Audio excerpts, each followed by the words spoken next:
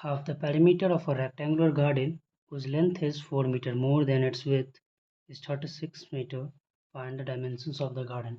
So first of all हमें सबसे पहले क्वेश्चन को समझना होगा. क्वेश्चन को बनाने से पहले जब हम लोग क्वेश्चन को समझेंगे तो हमें क्वेश्चन अच्छे से समझ में आता है और लंबे समय तक मतलब याद रहता है. ठीक है.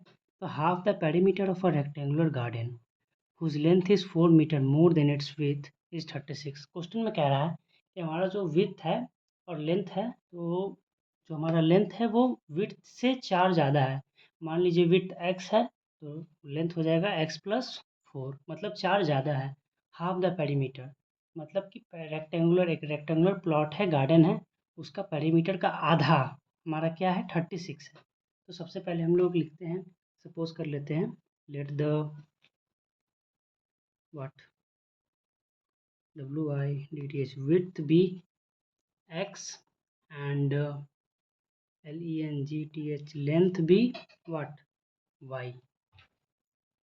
फर्स्ट क्वेश्चन में कह रहा है कि जो हमारा लेंथ है वो विड्थ से 4 ज़्यादा है.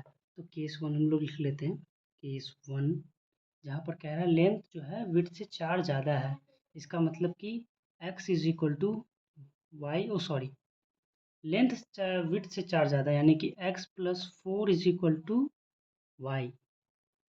ये 4 है, मतलब कि दोनों को इक्वल करने के लिए ये 4 ज़्यादा है तो इसमें 4 जोड़ देंगे तो ये दोनों इक्वल हो जाएगा. इसको हम लोग x minus y is equal to 4 भी लिख सकते हैं. Now case 2. तो केस 2 में हमारा क्या कहता है कि पेरीमीटर जो है, लेंथ और ब्रेथ का पेरीमीटर जो है रेक्टेंगुलर प्लॉट का वो 36 मीटर है. हाफ पेरीमीटर यानी कि perimeter half of perimeter. Okay, half of perimeter. तो हमारा पेरीमीटर क्या होता है 2 इंटू एल प्लस बी, लेकिन हाफ कह रहा है यानी कि 2 से 2 कैंसिल आउट हो जाएगा तो एल प्लस बी.